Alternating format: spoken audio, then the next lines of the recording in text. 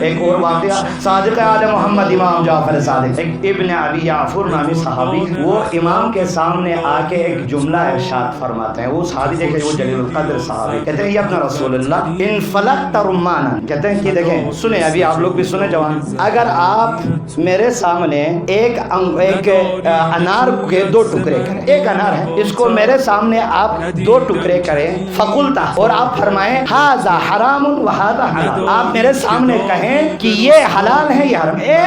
ایک انار ہے عزیزان کرام، سنیں، ایک انار کا دانہ ہے، اس ایک انار کے دانے کو میرے سامنے اس کا آپ دو ٹکڑے کریں، اور ادھر ایک ٹکڑا ہے ادھر ایک ٹکڑا ہے، اور آپ مجھے فرمائیں دیکھیں ابن ابی یعفر یہ حلال ہے یہ حرام ہے، میں آنکھ بند کر کے لشہدت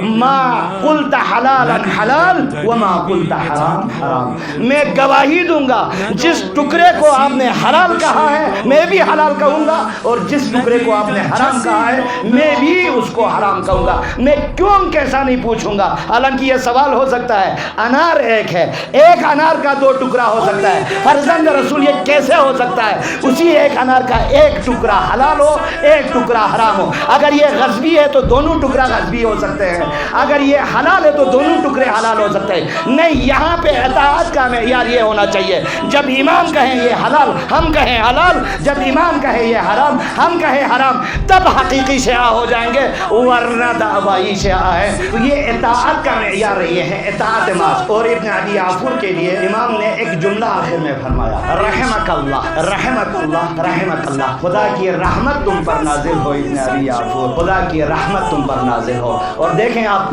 یہی ابن ابی یعفر ہے، جب اس کے خبر یعنی موت کی خبر امام تک پہنچ جاتی ہے تو امام بہت افسردہ ہوتے ہیں، اور اس حد تک کہتے ہیں کہ امام اتنے روئے کہ لوگوں نے محسوس کیا اتنا زار و قطار رونے لگے ابن ابی یعفر کے سوگ میں. یہ ہے حقیقی محبت، یہ ہے حقیقی کہنے والے. اور ائمے کی جانب سے بھی کیسا رد عمل آتا ہے ایسے لوگوں کے لیے. تو کہتے ہیں کہ پھر جب اس کے موت کی خبر آئی امام روئے، رونے کے بعد لوگوں کو کہا کہ آپ لوگوں کو معلوم ہے ابن ابی یعفر کا مقام آخرت میں کہاں ہے؟ کہتے ہیں کہ اس